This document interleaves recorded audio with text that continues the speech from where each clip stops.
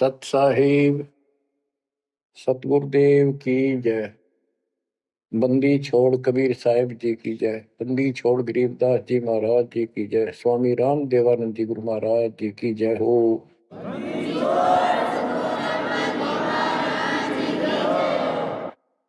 सर्व संतों की जय, सर्व भक्तों की जय, धर्मी पुरुषों की जय।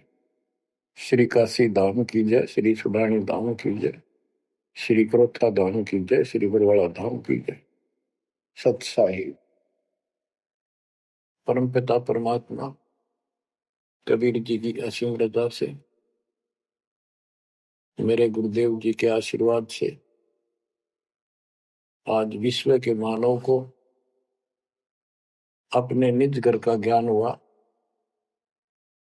सब सदग्रंथों का सार परमात्मा के द्वारा बताया अध्यात्म ज्ञान प्राप्त हुआ और ये जन्म और मरण प्रत्येक देशवर की योनियों में, शरीरों में दुर्गति क्यों हो रही है, इसका ज्ञान हुआ। और आपको ये भी ज्ञान हुआ हमारा भगवान कौन है।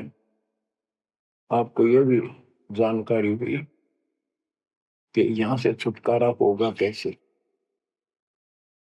ये सब ज्ञान सतगुरु से होता है। तो दास जब भी मालिक को याद करता है तो अपने गुरु जी के एक एक वचन जो मुख्य तौर पर सुनाए गए थे तुरंत आत्मा में लगते हैं जाके और उनकी विशेष याद बनती है और कबीर जी की ये बातें याद आती है। अमरवाणी कबीर सतगुरु के उपदेश का लाया एक विचार, जय सतगुरु मिलते नहीं जाते नरक द्वार। नरक द्वार में दूत सब करते खिंचातान, उनसे कबू नहीं छूटता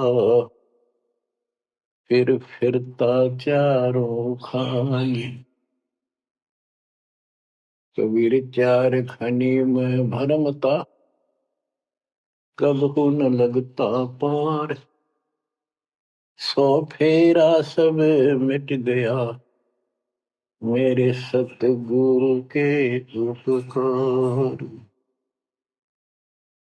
जय जय सतगुरु मेरे की, जय जय सतगुरु मेरे की। सदा साहिबी सुख से बसियो अमरपुरी के डेरे। गुरुदेव की जब ये उपकार याद आता है उसके प्रति अनायास ही अपने आप उसकी जय जयकार करने को आत्मा पुकार उठती है। बच्चों, ये जो ज्ञान दास सुना रहा है सब सदग्रंथों शास्त्रों से प्रमाणित है और खुद परमात्मा स्वयं परमेश्वर बना है ये हमें ज्ञान बताया और फिर अपने बच्चों को ऊपर लेके गए, फिर नीचे छोड़ा। उन्होंने दिल खोल कर सच्चाई बताई, अपने समर्थ की जानकारी दी। उस घर का सुख और यहाँ के नरक का कष्ट याद दिलाया जो सत्य है। आज कोई सुखी नहीं, कोई सुखी नहीं धरती पर। इस बात को आप आसानी से समझ लेना। कबीर साहब कहते झूठे सुख को सुख है मान रहा मनमोद। एक छोटा सा गुजारा हो गया, अफसर बढ़ गया, नौकरी लग गई, कार होगी, कोठी होगी, माचा माचा करे। कल को मृत्यु के बाद वही कुत्ता बनकर उस कोठी के बाहर बैठेगा, कोई टूक नहीं डालेगा। ये कष्ट याद रखो जब ये भक्ति बनेगी। वैसे भक्ति हो ही नहीं सकती क्योंकि मनुष्य जीवन के अंदर इतनी राहत मालिक देता है, उसको वो सुविधा खूब मिलती है। जैसे बच्चे स्कूल जाते हैं, पढ़ाई करते हैं, तो माता पिता उनको पूरी सुविधा देते हैं, अपनी स्थिति से बढ़कर, अपनी औकात से भी ज्यादा उन बच्चों पर खर्च करते हैं। और वो बच्चे पढ़ाई ना करके उन पैसों का दुरुपयोग करते हैं, उस समय का दुरुपयोग करते हैं कि तब बकवाद करें, फिल्म देखें या खेल में बड़े रहे, तो अंत में वो फेल होकर के मजदूर लगते हैं। दास हरियाणा की इरिगेशन डिपार्टमेंट के अंदर सिंचाई विभाग में जूनियर इंजीनियर की पोस्ट पे था। तो वहां काम चल रहा था, हम खड़े थे, मजदूर भी थे, हमारा माइनर इरिगेशन का काम था। एक रोड का निर्माण हो रहा था वहीं पर, रोड के निर्माण पर मजदूर वहीं थे। हमारा भी काम उनके पुल बनाकर पार करना था, उस सड़क को निकाल के, वहीं खड़े थे। उनका एक्शन आया और फिर वो चला गया अपना देख दाख के। उस एक्शन के जाने के बाद एक मजदूर कहता है, ये मेरा क्लास फेलो था, मेरा सहपाठी था, मैं बकवादों में बड़ा रहा, पढ़ा नहीं, खेलने जाता, बीच में स्कूल छोड़कर बाहर भाग जाते, और मैं फेल हो गया, ये पास हो गया। देखा जिसकी किसी में है, गाड़ी में चलता है, बढ़िया कोठी बना ली है, और मेरे बच्चे वही रेत में पड़े हैं। यूं कहकर उसकी आंखों में पानी आ। कबीर साहब कहते हैं, आज 6 दिन पाछे गए, गुरु से किया ना हित, अब पछतावा के करे, चिड़िया चुगी खेत। इसी प्रकार बच्चों, आज आप इस परमात्मा के कॉलेज में, स्कूल में, यदि आप ठीक से नहीं पढ़ोगे, नहीं सत्संग सुनोगे, सेवा नहीं करोगे, दान नहीं करोगे, मर्यादा का पालन नहीं करोगे, फिर ऐसे रहोगे। कबीर साहब कहते हैं, खिड़की दे दे रोवेगी सुरता जब तू चल लेगी अकेली। हे आत्मा, जिस परिवार को और जिस ठाठ बाट को, जिस राज को, जिस पद को देख कर आज जो भगवान याद नहीं आता, नालायक, यू तेरे साथ नहीं जाएगा। जिस दिन यम के दूध घसीट के ले जाएंगी, टक्कर मारेगी इधर उधर, डड्डा होगी बुरी तरह तरीको भी सुनेगी। खिड़की दे रोगी सुरता जब तू चल लेगी अकेली, आंख खोल ले।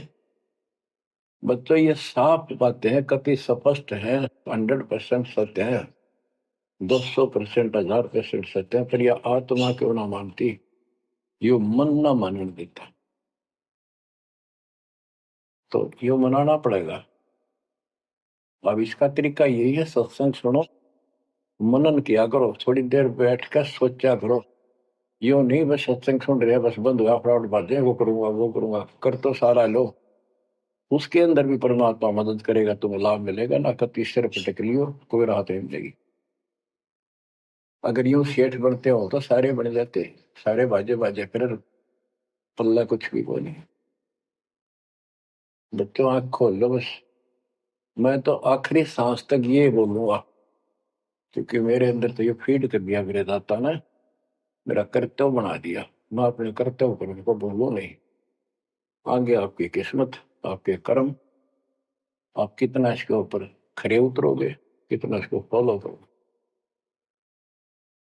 गिरिव न्योली नाद सुभान गति, लड़े भुजंग हमेश, जड़ी जान नाम जगदीश है, विष नहीं व्यापै शेष। एक वाणी में कितना गजल का ज्ञान भर दिया। न्योल नाद सुभान गति, लड़े भुजंग हमेश, जड़ी जानो जगदीश का नाम है, नाम जगदीश है, विष नहीं व्यापै शेष। एक छोटा सा जानवर होता है, गिलहरी से थोड़ा बड़ा, न्योल, नेवला, और सांप कितना बड़ा होता है, चाहे कितना बड़ा सांप ताकतवर हो, न्योला उसको मार देता है, उसको पराजित कर देता है। कैसे करता है? उसको पता होता है वो सर्प को उस समय छेड़ता जब आस पास कोई वो बूटी होती है, कोई औषधि का पौधा होता है, उसमें से सुगंध श्वास के द्वारा भर के लाता अपने फेफड़ों और सर्प के सम्मुख होकर उसको छोड़ देता है। उस जड़ी की स्मेल से, उसकी महक से वो सर्प डगमग हो जाता, उसको चक्कर आने लग जाते हैं। उस जड़ी में इतनी ताकत है वो सर्प को कंडम कर देती है, उसको होश नहीं रहता। तो सर्प फिर भागने की चेष्टा करता है और नेवला उसकी मुंडी पे बैठकर उसको पकड़ कर ऐसे रगड़ देता है, बार बार श्वास छोड़ता रहता है, वो मर जाता है। तो बच्चों, यहाँ परमात्मा के ज्ञान को, परमात्मा की शक्ति और उस नाम की महिमा को परम पूज्य आदरणीय संत गरीबदास जी महाराज किस प्रकार डिफाइन करते हैं। गिरिवन्योल नाद सुभान गति, लड़े भुजंग हमेश, जड़ी जानो नाम जगदीश है, विष नहीं व्याप शेष। के दो ये मंत्र आपको दिए हैं, ये परमात्मा का नाम जो है ये वो जड़ी है, नाग दमन जड़ी है। ये न्योल नाद सुभान गति, लड़े भुजंग हमेश। कि न्योला अपने से कई गुणे ताकतवर सर्प के साथ उस जड़ी की ताकत से लड़ता है, उसको भगा देता है, मार देता है। तो ऐसे ही जो सच्चा नाम को मिले हैं, प्रथम द्वितीय और सारना, ये समझो यह जड़ी है। इन भूत प्रेत और अन्य देवी देवता पितर पुत्र की तो बात छोड़ो, मेरे भूत तो छोड़ो, इनकी तो गल्ला छोड़ो।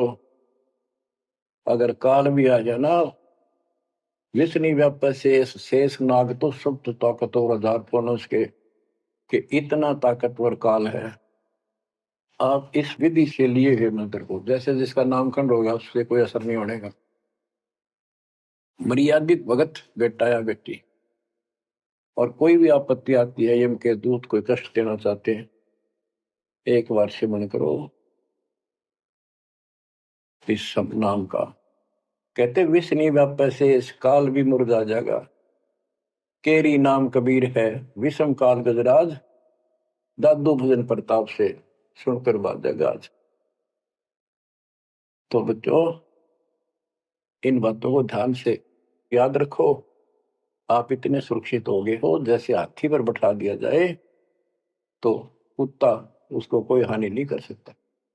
तो हाथी के असवार को स्वान काल नहीं खाए, हाथी पर बैठा आप हो, आप परमात्मा की शरण में आ गए तो इतने सुरक्षित हो गए, उसकी रेंज से, पहुंच से इतनी दूर हो गए काल से, जैसे कुत्ता हाथी पर बैठे व्यक्ति को कोई हानि नहीं कर सकता।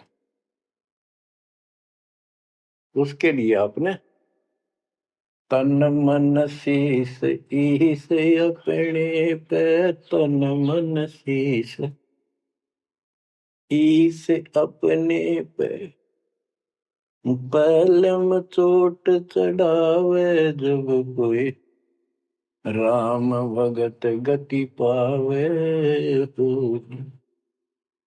जब कोई राम भगत गति पावे हो,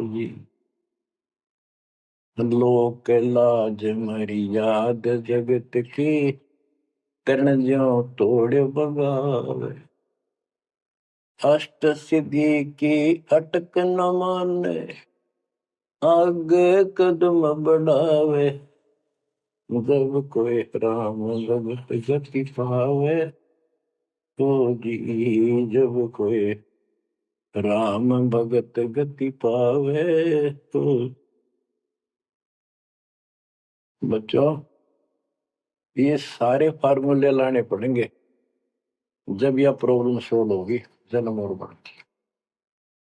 आप क्या बताते हैं? गरीब हंस गवन करते नहीं, मान सरोवर छाड़, कौवे उड़ उड़ जाते हैं, खाते मांसाहार। गिरव मान सरोवर मुक्ति फल, मुक्ता हल के ढेर, कौआ आसन नाम जे भूमि दीन सुमेर। गरीब कौआ रूपी भेख है, ना प्रतीत यकीन, 68 का फल मेट कर बहे दीन बेदीन।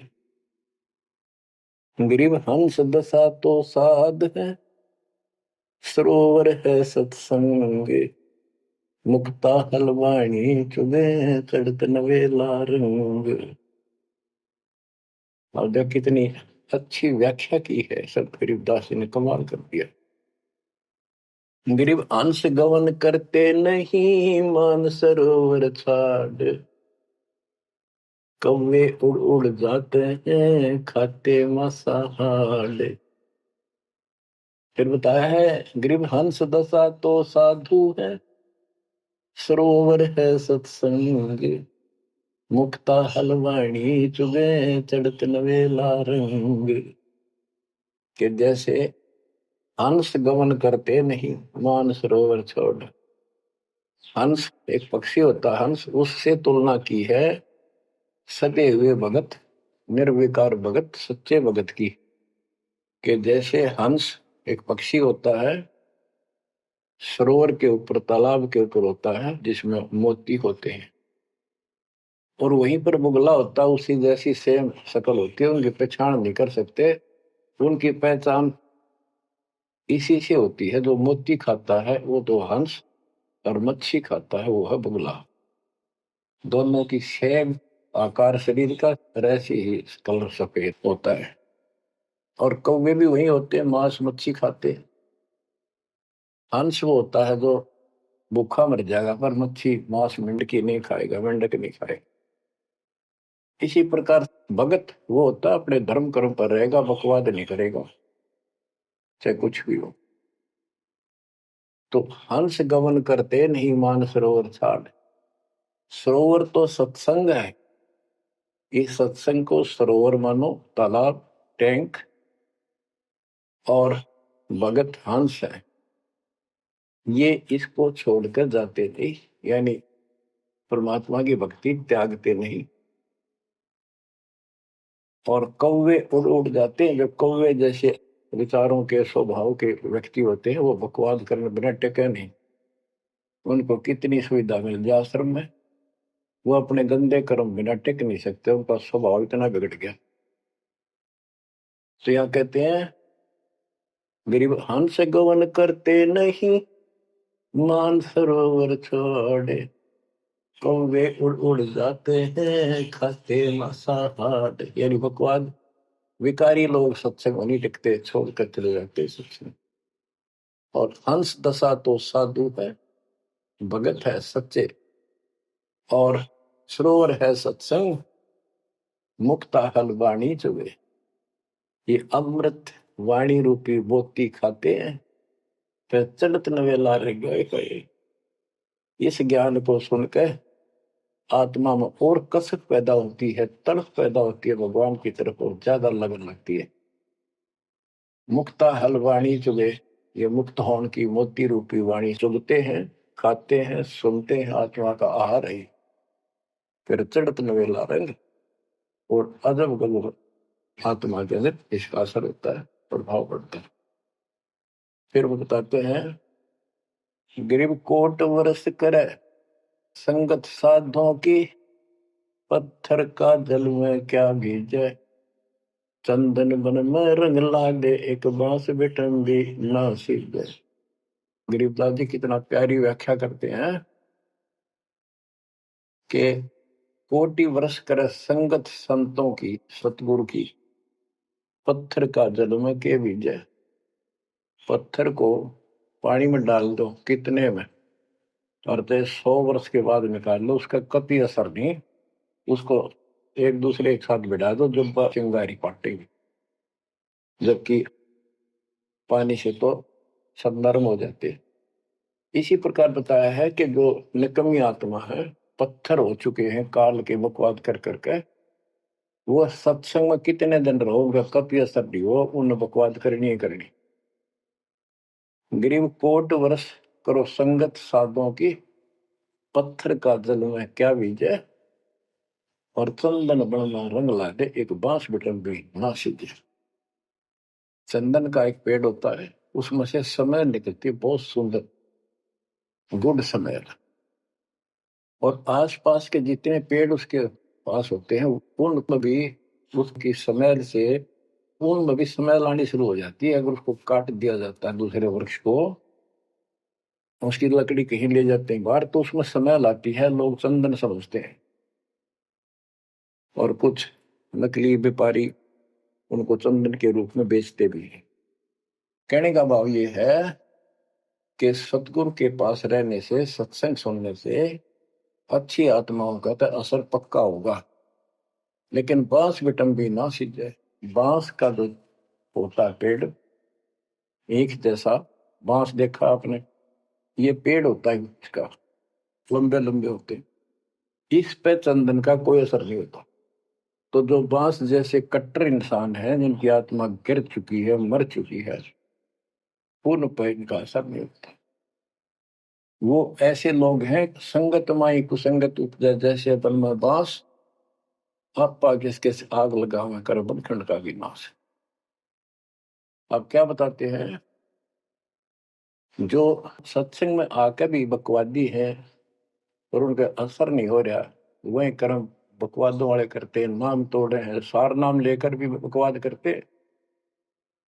कई भक्त हैं, लिखे ऐसे हैं जैसे बहुत बड़े भगत है, बहुत निकट रहते हैं हमारे, और अंत में उनके कर्म इसे गद्दे पावे, हम सोच भी नहीं सकते। तो ये गलतियां हैं, इनको सुधारना पड़ेगा अपने। माई और बात तेरे काम न आवे, संतों शरण लाग रे, मुके सोवग पलत में बंदे, जाग जाग नर जाग रे, जाग जाग नर जाग, उठ सवेरे हुक्कावर लिया, उनके जाग्या नर भाग रे, शुक्रम किया ना करी रे बंदगी, फुटे तेरे भाग रे, फुटे तेरे भाग रे। इस तन सराय में जीव मुसाफिर, करता रहे दिमाग रे, रात बसेरा कर ले डेरा, चले सवेरा त्याग रे, चले सवेरा त्याग रे। बगैर सच्चे ज्ञान के इंसान सारे जीवन में अपने मनमुखी अटपट करके, यूं कर दूंगा, वो कर दूंगा, कोठी बना दूंगा, उसने ऐसे ठग लूंगा, ये ऐसे कमा लूंगा, यहाँ जमीन इतनी सस्ती मिले है, ऐसे कर लूंगा, कर ले। लेकिन भक्ति भी तो साथ कर ले। बरकत तो दाता ने देनी है, कर्म तो ज्यादा मिले नहीं, कितनी कोशिश कर लो। कर्म से अधिक लेना है तो धनी की शरण माना होगा। इस परमात्मा कबीर जी के हाथ में वो कलम है, जो पाप कर्म को काट के शुभ कर्म लिख देता है। आपके भाग बना है उसको भी लिख देता है, आपके संस्कार ठीक कर देता है। इस तन सराय में जीव मुसाफिर, करता रहे दिमाग रे, रात बसेरा कर ले डेरा, चले सवेरा त्याग रे, चले सवेरा त्याग रे। ये जीवन आपका एक न सोच लो स्वप्न है, और यह नींद जब खुलेगी, मृत्यु होगी जब आंख खुलेंगी, जब यह नींद टूटेगी सवेरा होगा, कुछ ही नहीं पाओगा उस बात। एक भगत बता रहा था, नाम लेने से पहले मैं रिक्शा चलाया करता हूँ, ने कल्पना हुई गाड़ी लूंगा और मैं खूब टी टी करके चलाया करूंगा। सपना भी वही आ गया, जैसे मैंने बढ़िया गाड़ी ले ली और किराए पर ला रखी है, खूब जोर से चला रहा हूँ, बढ़िया रोड है, आगे एकदम ब्रेक मारने लगा, जोर से पैर मारा, वहां फटी पुरानी रजाई थी, उसमें कार पार पैर निकल गया, वह भी पार्टी नहीं उठा तो देखा ना को कार ना गाड़ी, वो झोपड़ी में पड़ा हूँ। तो बच्चों ये सपना साजा टूट टूट के तो मुंड पकड़ हुआ है। तो ये स्वप्न है जो तुम टी टी करके चल रहे हो, कितने दिन चलोगे। इस तन सराय में जीव मुसाफिर करता रहे दिमाग रे, रात बसेरा कर ले डेरा, चले सवेरा त्याग रे, चले सवेरा त्याग। तुम ता चोला बनियान मोड़ना, लगे दाग पे दाग रे, दो दिन की गुजरान जगत में, क्यों जड़े बरानी आग रे, क्यों जड़े बरानी आग रे। कुबद का चढ़ी चढ़गी छित पे, तू होया मनुष्य नाग रे। यानी जिसका जितना सामर्थ्य है, जब तक इसको ज्ञान नहीं है, कोई न कोई ऐसा दुख दे रखेगा दूसरे को, ताकतवर है वचन से ऐसी गलत बात कह देगा, वो निर्बल दुर्बल ऐसा है व्यक्ति की आत्मा रोती रह जाएगी, या किसी को लूट लेगा। बड़ा अफसर है, ऐसी कलम चला देगा, मरो से जीव। कोई अन्यायी जज है, अन्याय कर देगा, मरो से जीव। तो यह कहते हैं, तो बदका चढ़ी चढ़गी चित पे, तू होया मनुष्य नाग रे। आदमी से नाग बढ़ गया, नाग है। जैसे दुर्वासा ने श्राप दे दिया, 56 करोड़ यादव मर गए। चुनो कृषि ने तपस्या करी थी, या खाक तपस्या थी। तो इसे जड़े हुए ढोयर जो आम व्यक्ति है, जो भक्ति नहीं करता, कुछ पद प्राप्त है, कुछ ताकत है गांव में या शहर में या राज का हिस्सा है, उसको कह रहे हैं गरीबदास जी, तो बदे कहाँ चढ़ी चढ़गी चित पे, तू होया मनुष्य नाग रे, सुध नहीं सजन सुख सागर, बिना प्रेम बैराग रे, बिना प्रेम बैराग रे। हर्षो मरै सो हंस कहावे, कामी क्रोधी काग रे, बहुरा न भरमै इस विष के वन में, चल बेगमपुर बाग रे, चल बेगमपुर बाग रे। शब्द सैन सतगुरु की पहचान, पाया अटल सुहाग रे। शब्द सैन संकेत, शब्द सैन सतगुरु की पहचान, पाया अटल सुहाग रे।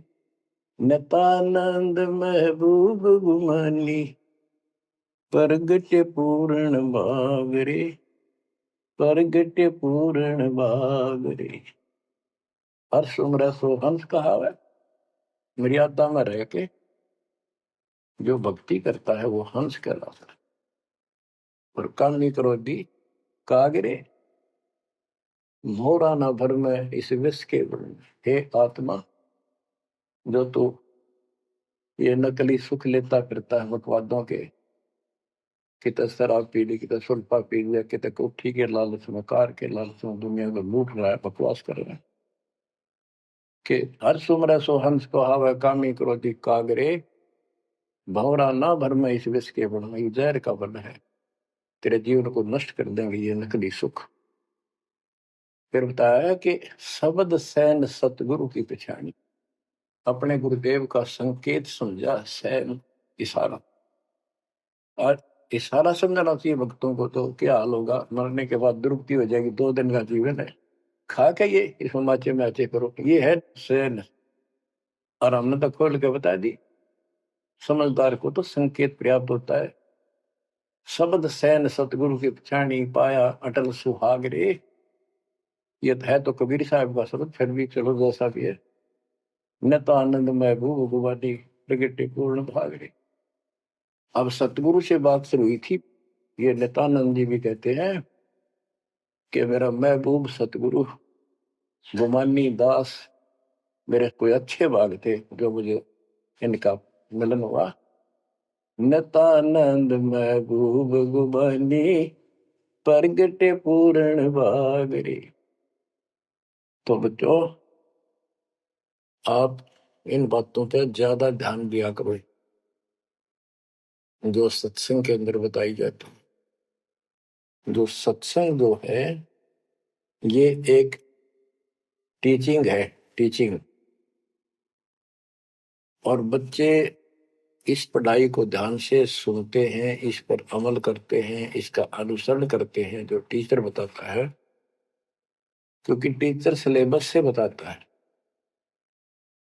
और सिलेबस से बताया हुआ जो भी ज्ञान है उसको स्टूडेंट्स ठीक से याद करते हैं, उसका अभ्यास करते हैं, तो जब परीक्षा होती है वे सफल होते हैं। अब ये आपकी जो क्लास लग रही है, ये उस कबीर भगवान की आप पर एक न्यारी रजा और है, अलग से हुई है। और समय अनुसार जहां भी आवश्यकता पड़ रही है, परमात्मा समय पर अपने बच्चों को उसी तरह वो सुविधा दे रहा। सत्संग के दौरान बहुत एकाग्रचित्त से सुना करो। ये समझो कि गुरु जी सामने खड़े हैं, देख रहे हैं। जैसे क्लास के अंदर टीचर खड़ा होता है, पढ़ा रहा होता है, प्रोफेसर पढ़ा रहा होता है, तो बच्चे बहुत सावधानी से और शिष्टाचार से एक एक बात को ध्यान से सुनते हैं। फिर टीचिंग के बाद अपना सामान्य बातें भी करते हैं, नहाना धोना खाना पीना सारा कुछ करते हैं, खेत का काम भी करते हैं, माता पिता का हाथ भी बटाते हैं, करते हैं। लेकिन जो टीचिंग के दौरान उसने सुना है वो भूलना नहीं चाहता, वो उनको अलग से कुछ देगा। और उसके सुनते सुनते सुनते वो एक दिन एमएससी, टेक, इंजीनियरिंग, डॉक्टरी, पता नहीं क्या क्या पढ़ाई पढ़कर विद्वान बन जाते हैं। इसी प्रकार आप इस ज्ञान को सुनते रहोगे, सुनना पड़ेगा। हजारों से ज्यादा सत्संग रखे हैं, उनको ऐसे ही सुना करो, 1 घंटा अवश्य लगाओ। दिन में 1 घंटा भी लगाओगे तो भी बहुत कुछ मिलता रहेगा, भूल नहीं पड़ेगी। काल का आपके ऊपर बहुत भयंकर दबाव है, बहुत प्रेशर है। इतना ज्ञान सुनते हो, जितना दास चाह रहा है आपके अंदर, वो प्रेरणा अभी बनी नहीं है, पर बहुत कुछ बात लवा लगी है। निकट हो और सुनते रहो। और ये समय निकालना भी मालिक की कृपा है ना, तो कल पता नहीं इस समय को कहाँ बिरान माटी में दुर्गति के अंदर लवा दे, कोई और समस्या खड़ी कर देगा, सारी टेंशन वही, दिमाग वहां घूमता रहेगा, या कोई बीमारी हो जाएगी उस पर टेंशन, हॉस्पिटल में पड़े रहेंगे। तो ये परमात्मा की असीम रजा आपके ऊपर है, एक कलम तोड़ कृपा है। और ये बातें कहने सुन की नहीं, ये कर पाड़न की है। ध्यान दो, इस गंदे लोक की स्थिति से आपको पूर्ण रूप से परिचित करा दिया गया है। यहाँ एक पल का भरोसा नहीं, तुम क्यों आंख बंद करके बैठे हो इस गंदे लोक में, इसी व्यवस्था में उलझे रहोगे क्या? ठीक है, अपने निर्वाह के लिए करना पड़ेगा, करते रहो, पर भगवान की कसक दिल में अलग से रहनी चाहिए आपके। एवं नहीं सुना दिया, तुमने सुन लिया, थोड़े बहुत मंत्र कर लिए, सुबह दोपहर शाम की आरती कर ली, अच्छी बात है, लेकिन यह कसक पैदा नहीं हुई तो बात फिर अधूरी रह जाएगी। आप क्या बताते हैं? गरीब दरस परस नहीं अंतरा, रूमी वस्त्र बीच, पारस लोहा एक डग, पलटे नहीं अभीच। उदाहरण देते हैं कि जैसे कई भक्त ऊपर से इतने परम भगत दिखाई देते हैं और गुरु जी के कतीजा में बहुत निकट और अच्छी आस्था वाले हैं, लेकिन इससे बात बनेगा नहीं जब तक दिल से नहीं चाहोगे गुरुदेव को और मालिक को। एक उदाहरण दिया है कि दरस परस नहीं अंतरा, रूमी वस्त्र बीज। पारस एक पत्थर होता है, लोहे को टच करते ही सोना बना देता है, चाहे से छूते ही। और कहते हैं लोहे और पारस साथ साथ रखे हैं। यदि एक रूमी वस्त्र बाल जितना पतला कपड़ा, यदि इतना भी बीच में गैप रह गया पारस पत्थर और लोहे के, कितने दिन रखे रहो उसमें कोई चेंज नहीं होगा, कोई परिवर्तन नहीं होगा। इसी प्रकार अपने गुरु और भगवान के प्रति जब तक आपकी आस्था कति दिल से नहीं जुड़ेगी, बिल्कुल दिल से, वो कसक आपको अपने आप महसूस होगी कि इस संसार में आपका कोई नहीं है। जितना भी परिवार रिश्तेदारी है, ये हमारे संस्कार पूर्व जन्म के लेन देन, ये ऋण उलझा पड़ा है। इस ऋण को भी अब दाता आसानी से सुलझाएगा, आपको पता भी नहीं लगने देगा, आपके संस्कार चेंज करेगा, आपके संस्कार बदल देगा, करेगा उसके जो दिल से जुड़ जाएगा। तन मन धन, मन कर्म वचन से मालिक पे समर्पित हो जाएगा।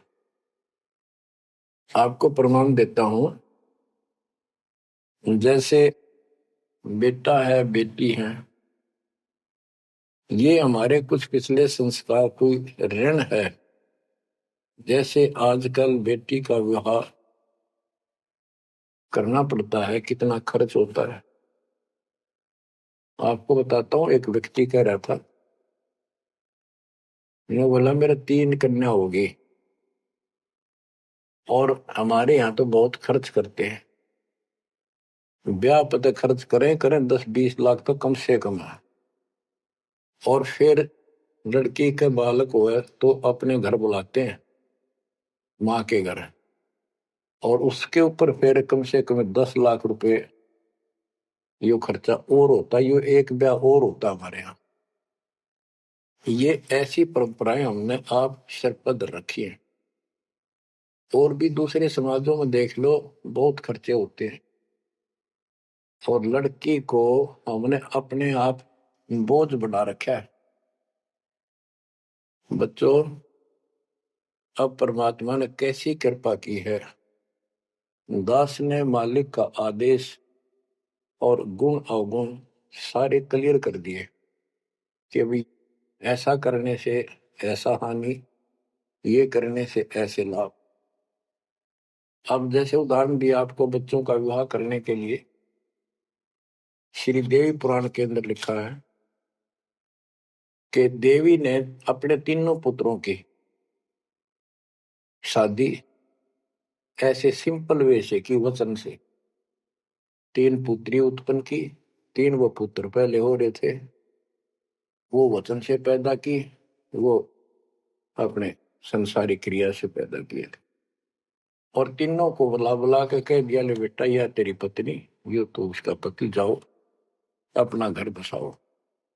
ना कोई बराती था ना कोई बाती था, ना कोई कढ़ाई चढ़ाई, ना बाजे बजाए। ये बाद की बकवाद शुरू कर दी, संस्कार ऐसे जोड़ दिए जाते हैं। तो अब हम इसी तरह कर रहे हैं, और पता नहीं कई हजार बेटियों का विवाह ऐसे सिंपल वे से कर दिया। ये संस्कार बदल गए, ये लेन देन कर्ज मालिक ने कलम से काट दिया। और आप बच्चों ने भी इस बात को एहसास कर लिया कि सचमुच ये व्यर्थ की बकवाद है। एक पवित्र नाते को, बेटी को गऊ के साथ धन है बेटी, माँ बाप के रहेगी वहां कमावे, आगे जाएगी वहां उसको ऐसे सारे ताने का रखे कुछ दिन तो, और कभी ना नहीं करती। तो ऐसी पवित्र आत्मा को अपने लेन देन कर्ज के कारण हमने दुश्मन बना रखी थी, पेट में मारने लगे गर्भ के अंदर। अब बेटी बोझ नहीं, परमात्मा की कृपा से तो ये संस्कार बदल गए। ये कलम से काट दिए दाता ने, वो लेन देन खत्म कर दिया आपने। अब हम भक्ति करेंगे। अब भी जो लोग भक्ति नहीं करेंगे, इन बकवादा में रहेंगे, मालिक ने इतने हल्के कर दिए, तो उनको भगवान कैसे पसंद करेगा। तो बच्चों, अब इस समय को संभालो और इस परमात्मा की समर्थता से परिचित हो जाओ। इस गंदे लोक ने अच्छी तरह समझ लो, यहां तुम नहीं रह पाओगे। और एक अंदर कसक बनाए रखो न्यारी, कि ठीक है जब तक यहाँ है वो परिवार में रल मिलकर रहो, और सब ना अपने मालिक की बातों में ओ जाकर रखो, और गप्पे कम मारो।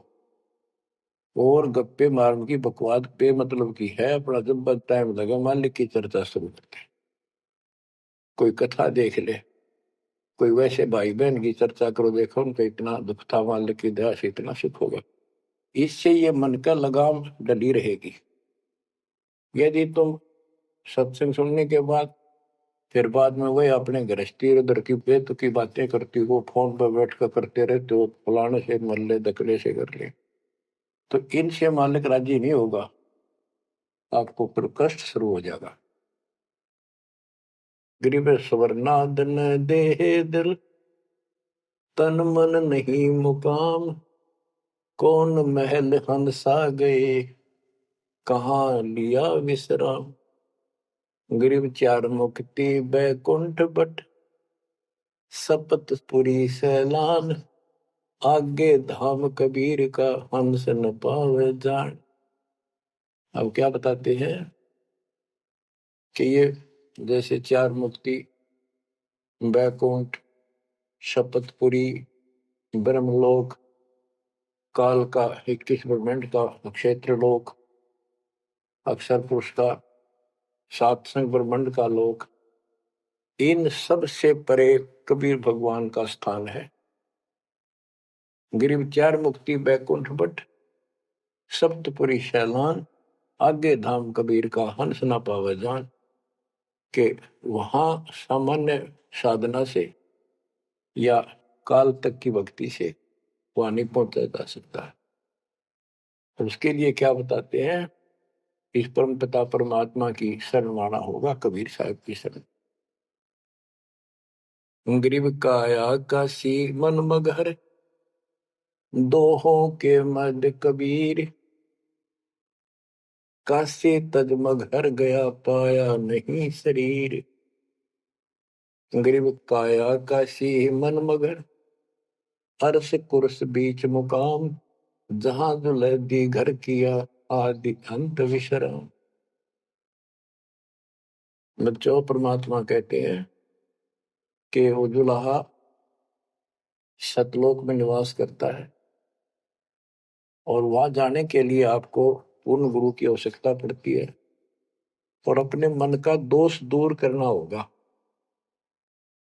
जैसे नाम भी ले लिया और खूब सेवा भी करते हो, भक्ति भी करते हो, अच्छी बात है, और मन में वही उठा पटक और दोष द्वेष लालच लोभ भरा है, तो के भक्ति की।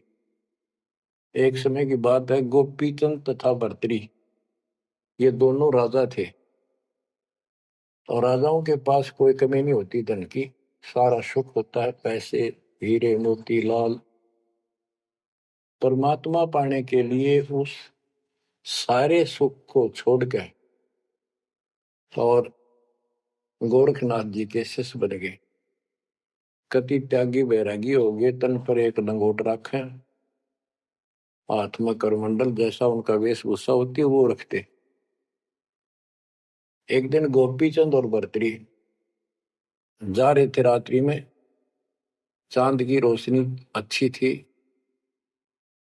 किसी ने रास्ते में पान खाकर थूक रखा था और उसका बुलबुला सा बन गया। ये दोनों वहां जा रहे थे तो चांद की रोशनी में वो बुलबुला सा चमका। बर्तरी को लगा कि ये लाल पड़ा है, लाल हीरा।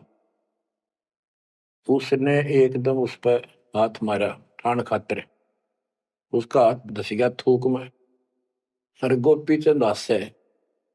गोपी चंद बोले, नाथ जी क्या मिल गया ऐसा, कैसे बैठ गए चलते चलते।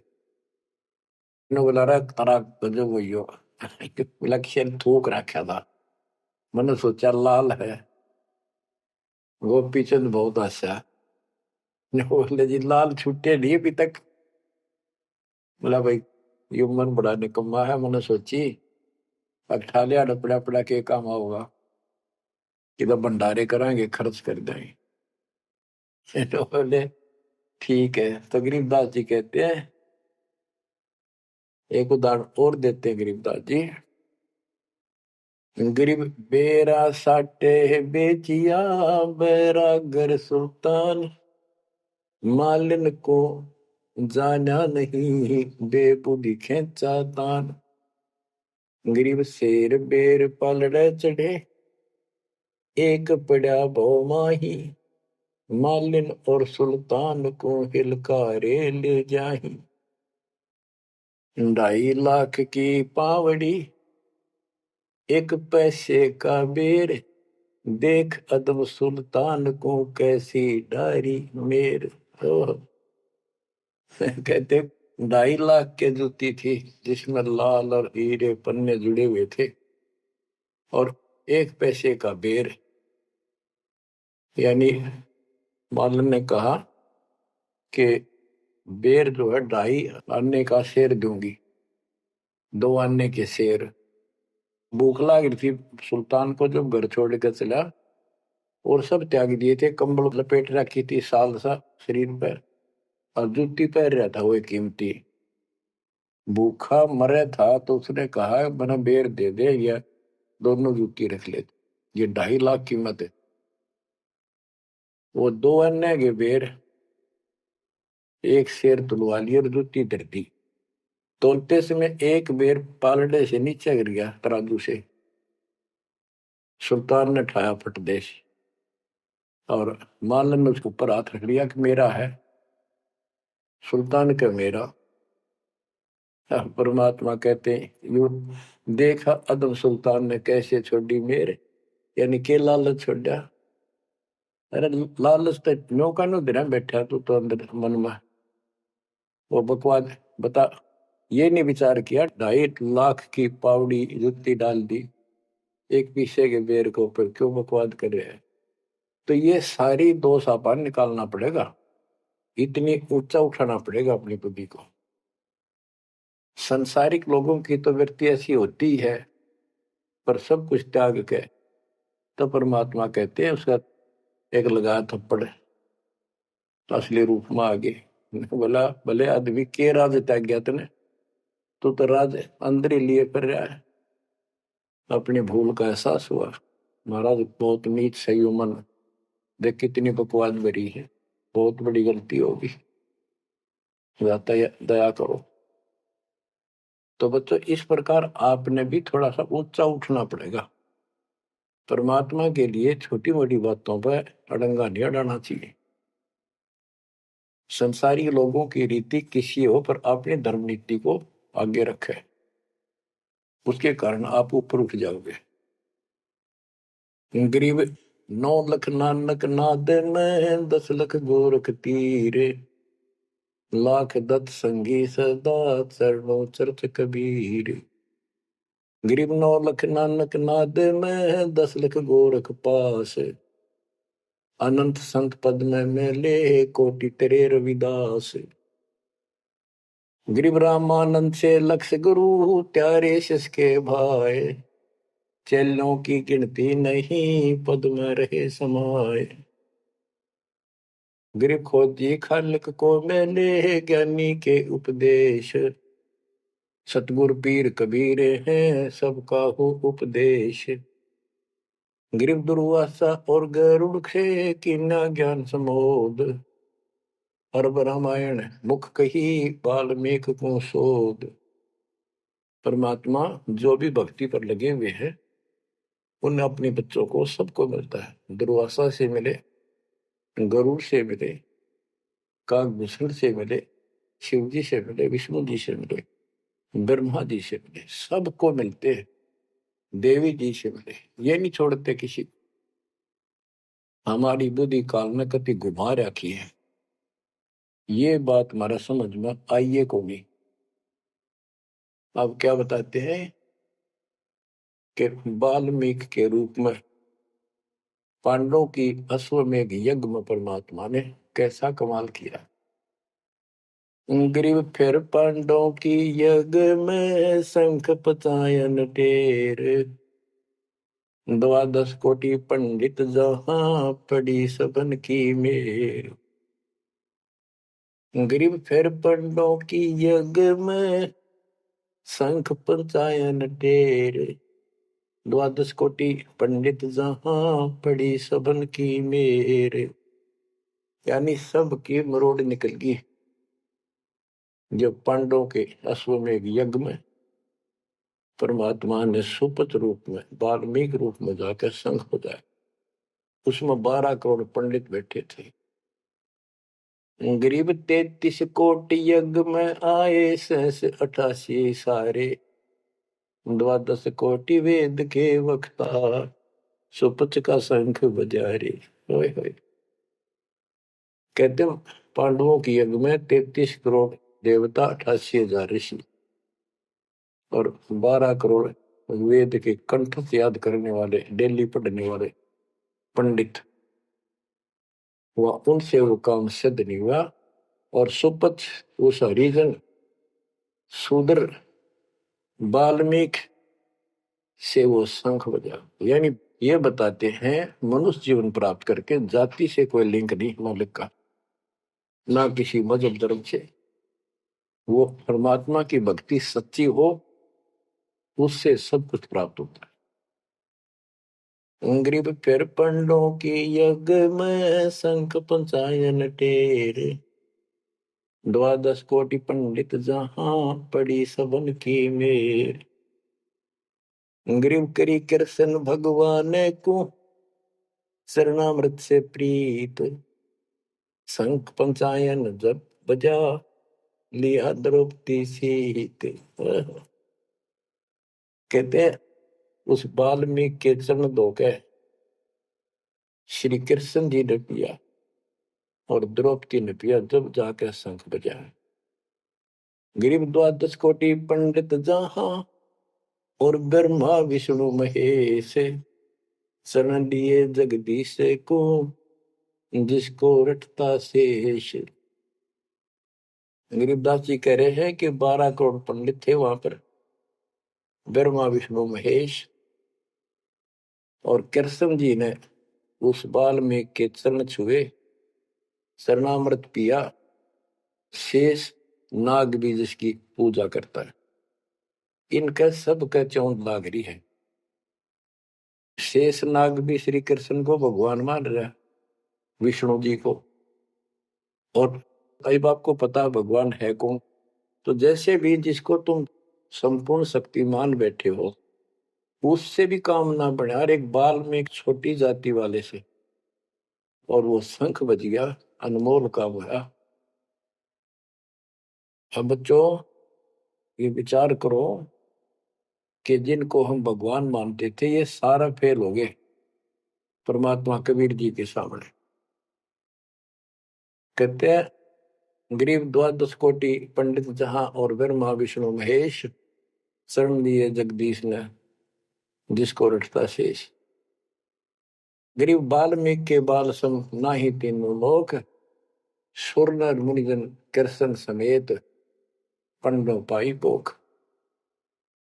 बच्चों, ये आप महाभारत में भी सुना करते पहले हम खूब, और ये क्या करते, प्रश्न तो उठाया करते, कृष्ण जी से शंख नहीं बजा, और उस वाल्मीकि सुपर सुदर्शन से कैसे बच गया। तो वो हमारे धर्म गुरु जैसा उत्तर देते हम उन्हें सच्चा मान लिया करते, सत्य है, क्योंकि स्वयं ज्ञान नहीं था। वो कहा करते थे कि सुदर्शन उनका परम भगत था। भगवान भगत को महिमा देते हैं।